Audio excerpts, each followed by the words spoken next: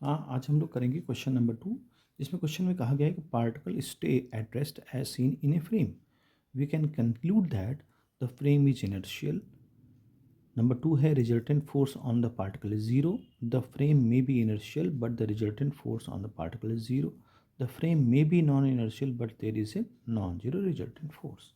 तो देखिए, यहाँ पर क्वेश्चन में ये कहता है कि particle stay at rest as seen in frame. मान लीजिए कोई एक फ्रेम है ना, कोई एक फ्रेम है और उस फ्रेम में कोई एक पार्टिकल रखा हुआ है। ठीक है, अब ये पार्टिकल एक ऑब्जर्वर ले लीजिए यहाँ पर। ठीक है, और एक ऑब्जर्वर ले लीजिए यहाँ पर। अच्छा, तो देखिए, कहता है कि द फ्रेम इज इनर्शियल। तो देखो, पार्टिकल रेस्ट में है, ठीक है, तो इसके कंपेरिजन में अगर ये व्यक्ति, ये जो अंदर बैठा हुआ है, अगर ये देख रहा है इसको, तो ये रेस्ट में है, तो हम कह सकते हैं इनर्शियल फ्रेम है।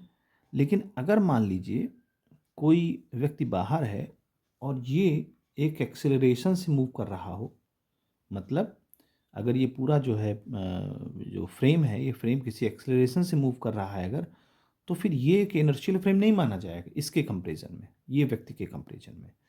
तो हम ये कंप्लीटली नहीं कह सकते कि फ्रेम इज इनर्शियल है। मे बी इनर्शियल, नॉन इनर्शियल होगा, लेकिन ये इसको इनर्शियल मान रहा है। ठीक है, अच्छी बात है, क्योंकि इन दोनों की पोजीशन तो चेंज नहीं हो रही है, तो एक दूसरे के रिस्पेक्ट में तो ठीक है, बट जो आउटसाइडर है उसके कंपेरिजन में ठीक नहीं है। तो ये पहला ऑप्शन हम गलत मानते हैं, the frame is inertial. Number one A वाला।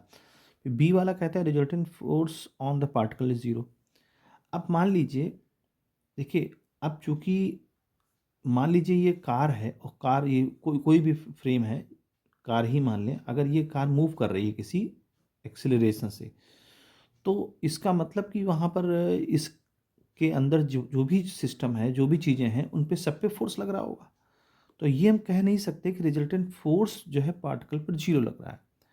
ठीक है, वो अपना एक उसका वेट नीचे काम कर रहा है, रिएक्शन फोर्स ऊपर काम कर रहा है, इसका नेट फोर्स जीरो हो सकता है, लेकिन वास्तव में तो बाहर से फोर्स काम कर रहा है ना, तो है तो इसी डब्बे के अंदर या कार के अंदर। तो बी ऑप्शन भी हमारा सही नहीं होगा। थर्ड की बात करते हैं कि the frame may be inertial but the resultant force on particle is zero. देखो, फ्रेम इनर्शियल हो सकता है। अगर फ्रेम इनर्शियल है, ठीक है, तो फ्रेम इनर्शियल है तो इसका मतलब ये कांस्टेंट वेलोसिटी से जा रहा है, कांस्टेंट वेलोसिटी से चल रहा होगा, यानी उसमें एक्सेलरेशन नहीं है ना। Acceleration is not apply.